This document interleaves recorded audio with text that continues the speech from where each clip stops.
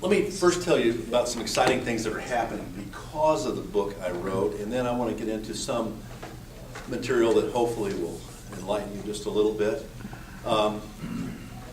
This came out in November, but it really didn't hit the streets until January. We had a book launching event at the Wiley Theater that was packed out, and it was just a wonderful evening. But since then, a lot of things have happened. I was on the Dave Glover show a week before last. You guys know Dave Glover? That was a riot. That was really, really interesting. Got a call. I'm going to go to Atlanta. I'll be on live television in Atlanta this next Wednesday evening about this topic. And the topic is the hottest topic today. First Amendment, religious clauses of the First Amendment. But more than that, the really exciting thing is that I'm a part of a 1-hour special that's going to be televised in August, either on Fox or Discovery Channel, we don't know which yet, about the separation of church and state, what that means and what it doesn't mean. And that's just really exciting for me because it came on the heels of the book and people will start to take notice. I believe my message is important. That's at least what I said to Dave Glover on air. You're supposed to take a little funny with you when you go to be on his show, you know. And I said, this book is the 4th most important publication everybody needs to have in their home, behind the Bible or the book of whatever your faith may be. And the Constitution, of course, and the fast-dated menu. So that's about as much fun as I could bring to him with this topic. So that's what we're doing. Now, this book has also taken me on a national tour of churches where I will be lecturing on the topic, and we're putting together a PowerPoint presentation that's almost complete, about an hour and a half that I think will be very entertaining and educational, and I try to throw in comedy where I can, but it's awful tough. It's awful tough. If any of you would want me to do that at your church, please give it some thought. Oh, by the way, I handed out on the tables, you will find a little short note with the bell on it. That's our logo. If nothing else occurs, when you take one of those home, if you would sign up for our free newsletter, it would be very appreciative. We haven't launched it yet, but you can go ahead and sign up by going to that website and putting in your email address. Once a month, there'll be a newsletter come out. That our first launch will probably be next week. That will keep people up to date on the Constitution and current events, and send you to a blog if you want to participate. And I think it will be something people really enjoy. It's free.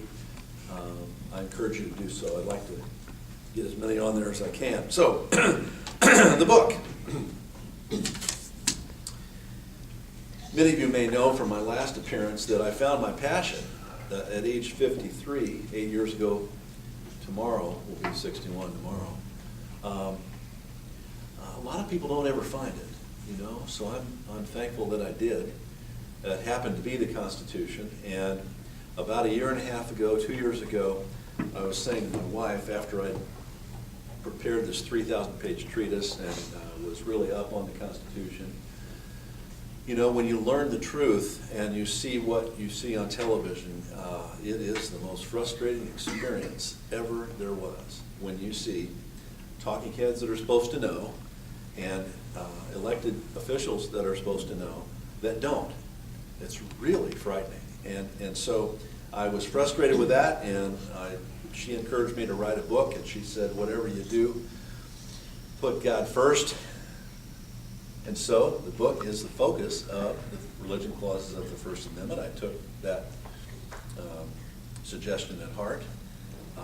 It's the easiest 2 provisions of the Constitution to understand when you read the Supreme Court decisions, and it's probably the most important.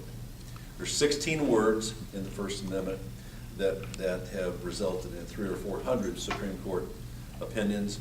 We cover the most important ones in the book, and at the end of each chapter I have a suggested response to those decisions from a Christian standpoint.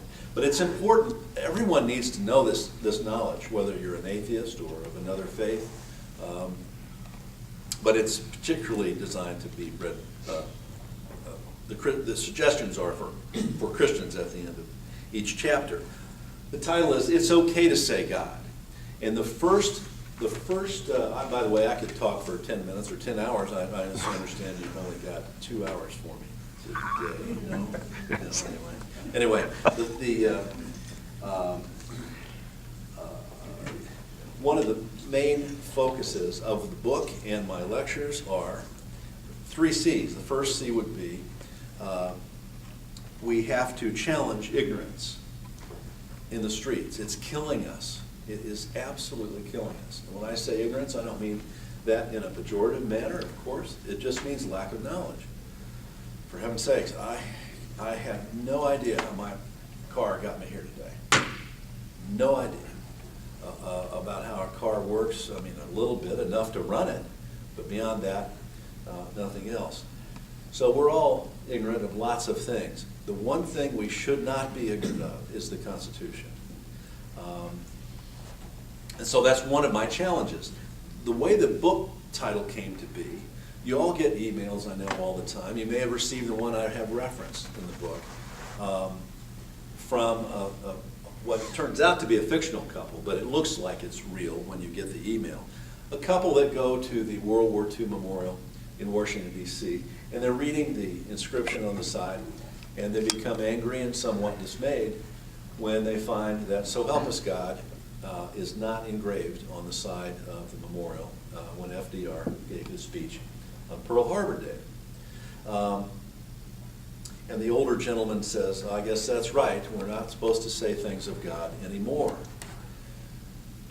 And when I saw that really was what, I had the book in me all the time, but reading that email is what caused me to really sit down at my desk and let my hair grow long and get a bag of cheese curls and just work until I finish this book. Because who said we're not supposed to say things of God anymore in this nation? But that email gets passed hundreds and thousands of times around, and people start believing it, and as Vladimir Lenin said, "A lie told often enough becomes the truth." We cannot continue to operate in a state of ignorance. I was talking to a fellow at the coffee shop the other day that I go to every day. It's where this whole Constitution thing got started. And he said, we were talking about the religion clauses a little bit and some recent news events, and he said, "Yeah, that's right, in this country. We have the freedom of religion and the freedom from religion." And I said, "Where did you get that, freedom from religion? And what does it mean?" And of course he didn't know. But that's a fairly common statement on the street. There's no freedom from religion. Let's just start there. I mean, that's just clear. So that's what caused this book to be written. That's why the title is "It's Okay to Say God." You would be surprised at many of my conclusions in the book, a couple of which I'll hint about. But we go through all of the topics: the Christian symbols, the Ten Commandments, the Sunday closing laws, subsidizing schools, religious schools with tax dollars, equal opportunity, I call it, common respect, prayer in school. We talk about prayer in legislative halls. Talk about all of the topics, how the cases were decided, why they were decided the way they were, which ones I think were wrong, but more importantly, how to react to them from a Christian perspective. Let me give you just a hint.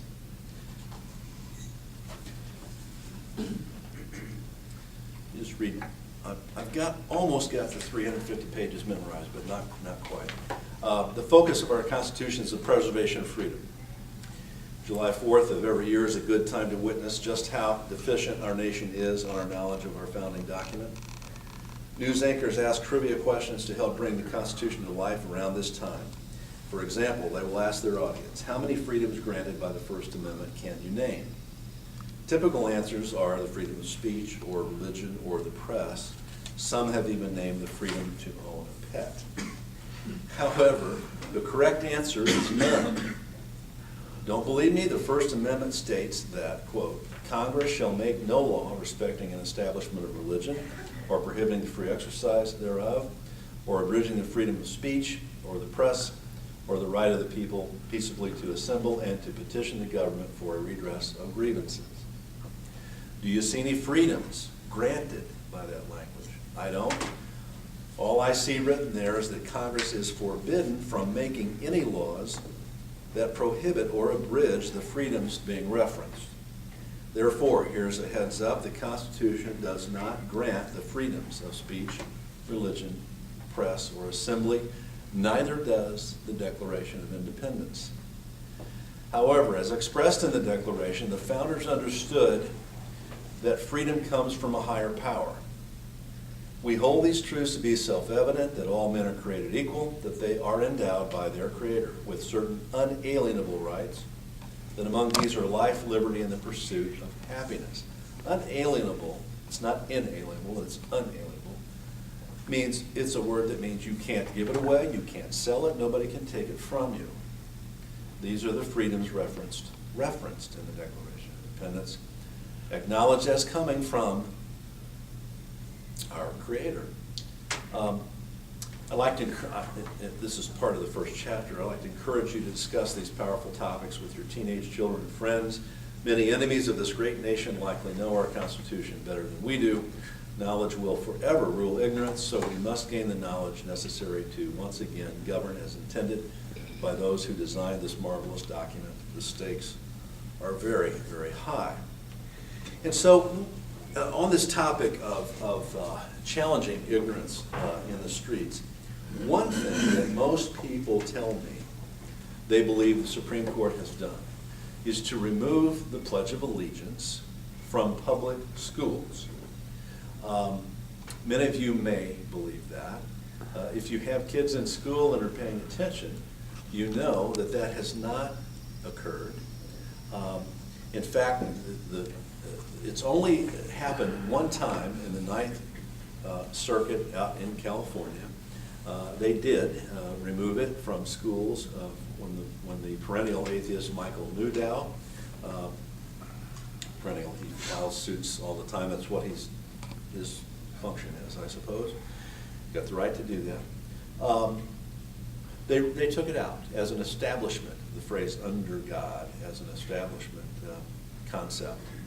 But that was reversed in the Supreme Court on a technicality. The Supreme Court has never removed it from public schools, and in fact it has been tested in 8 different circuit courts of appeal around the nation, and every single one of them, including the Ninth Circuit the second time around, rejected that challenge to the Pledge of Allegiance.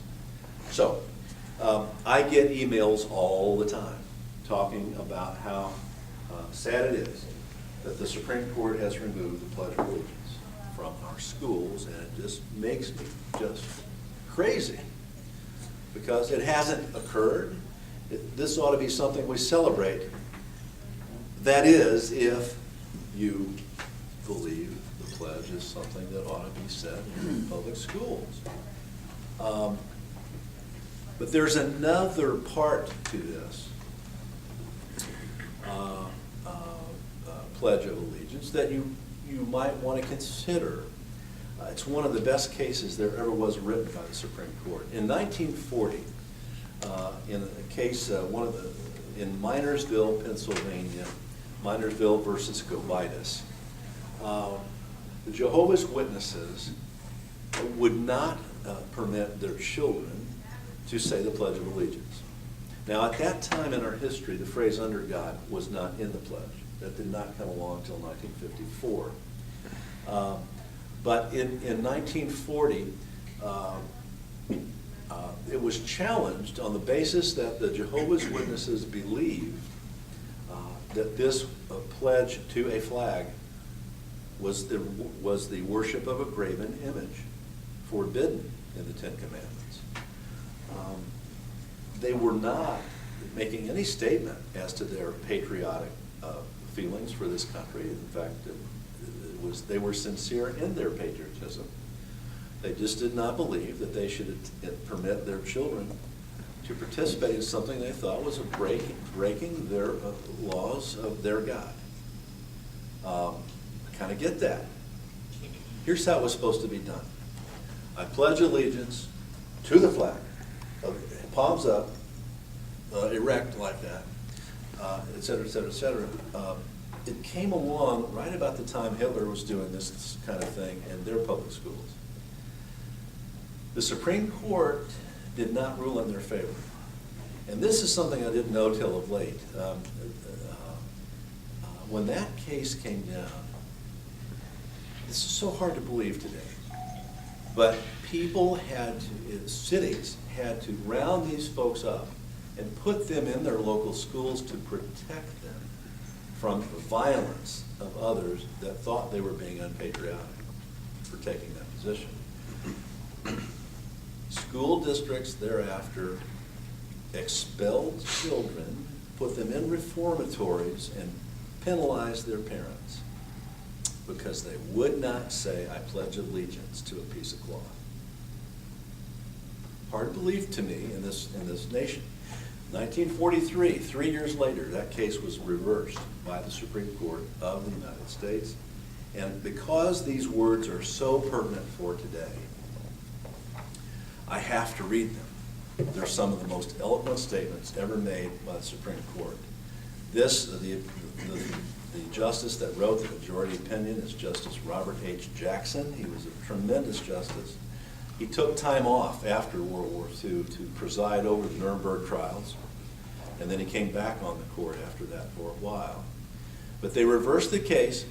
They said, no, that is the freedom of religion. We cannot punish these families or these children for honoring their faith. So what they do now is they stand silent for the pledge, respectfully so, when the other kids are saying it. That's what the status is in the country today of the Pledge of Allegiance. But listen to this language and try to put it in perspective of what is going on today in our nation.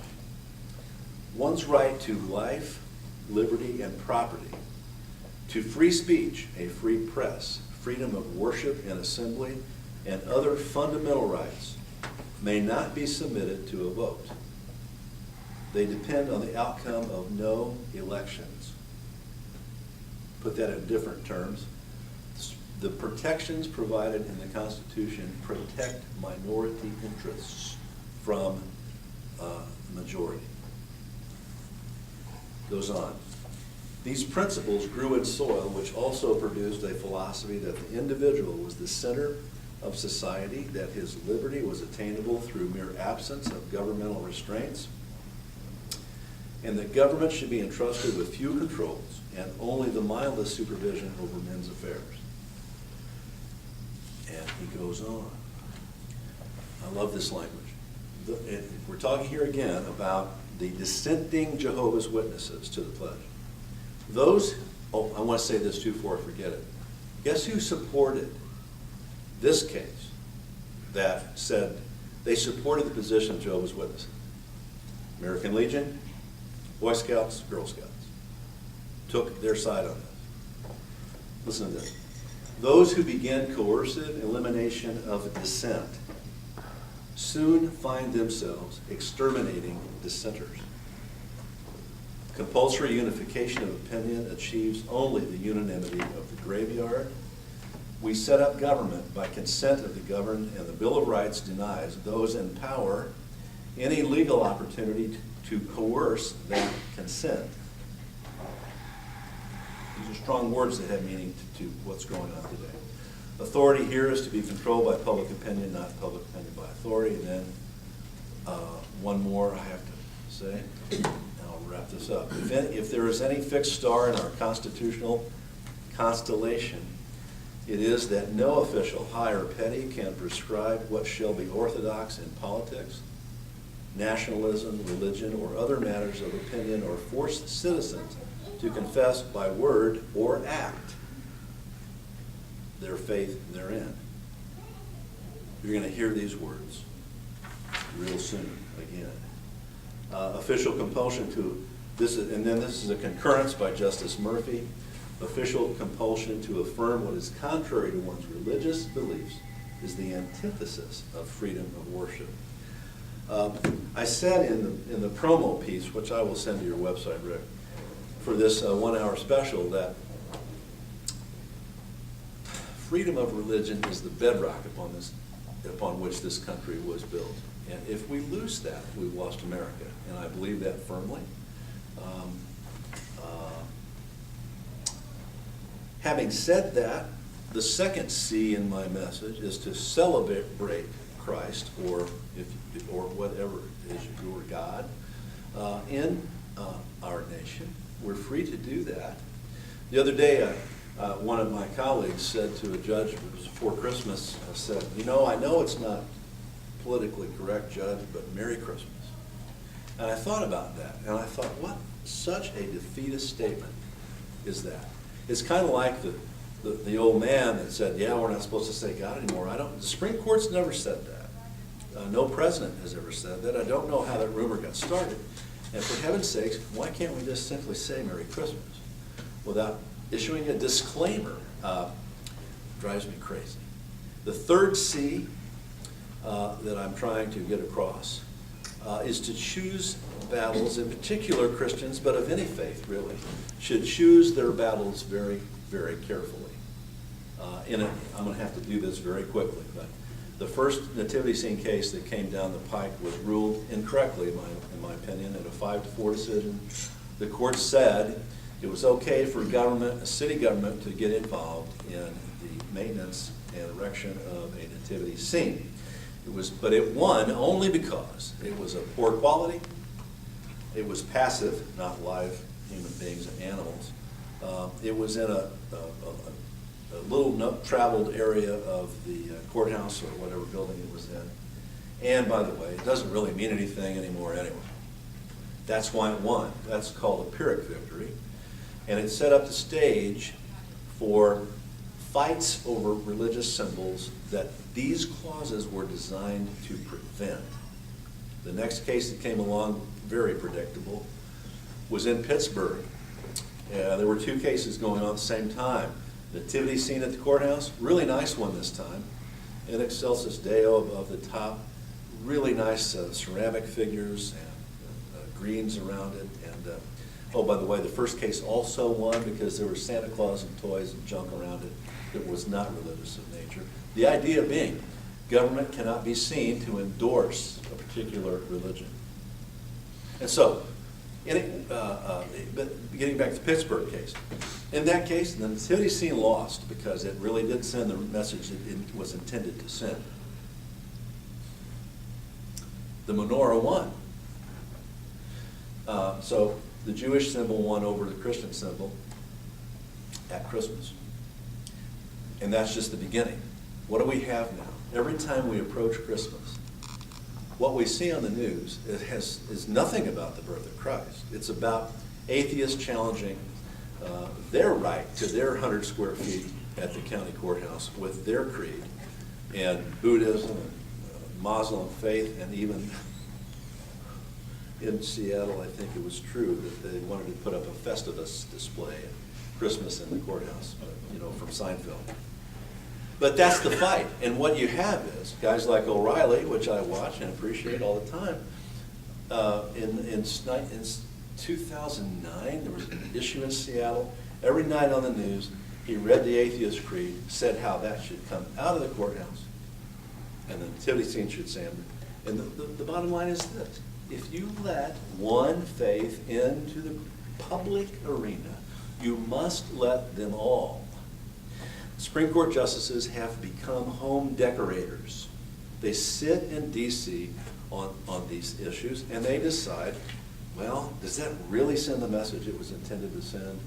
And your best opportunity, if you want a nativity scene in your courthouse, the best opportunity you will have to prevail is to stick it in the corner of a little-known hall, make it shabby, put some other junk around it and Santa Clauses and stuff. Then you'll win. Symbols should stay out of government. in my estimation, getting a little bit religious here, but I'd a lot rather see Christ win than Christianity. And the way you do that, of course, is you put up a nativity scene in your own home, you teach your kids about the birth of Christ, you spread the word of Christ, you do things at Christmas that minimize toys and emphasize the birth of Christ and spread goodwill. You certainly don't fight over these things in the public arena at City Hall. Now, in Illinois, last Christmas, a nativity scene, everybody celebrated a victory of a nativity scene that was allowed to stand, and the ACLU did not challenge it. And here's my prediction. They did not challenge it because they know that now, next year, the atheist creed and every other unimaginable thing you can think of, I don't mean to put that in the unimaginable category. Here's what I mean by unimaginable. Unimaginable. Unimaginable. The Supreme Court is never going to tell us that, they're never going to rule that, for example, a Satanistic cult who believes in Satan and the power of Satan, and that's the God we ought to be worshiping. They are never going to say that's not a valid religion.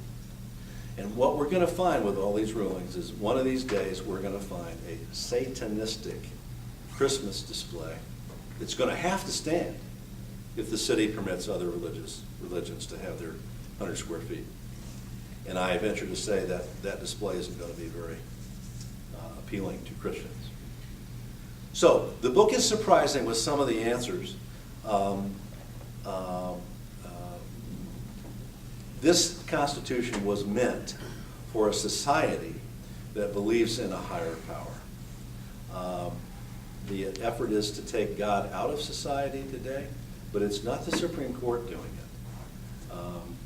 I'm afraid one of the biggest problems lies with Christians, because we keep our faith in the four walls of the buildings, and that's my own personal opinion. But anyway, the book is very educational. I brought some. I was told that I could hawk these. Never been a retailer before.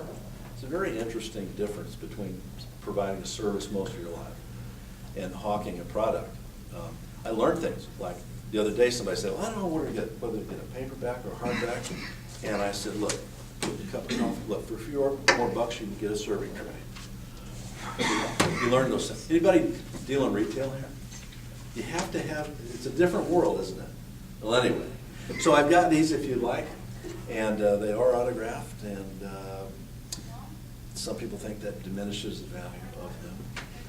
But they're really, I'm hoping the book takes off nationally, because I think the education, if nothing else, is important for the country at this particular time.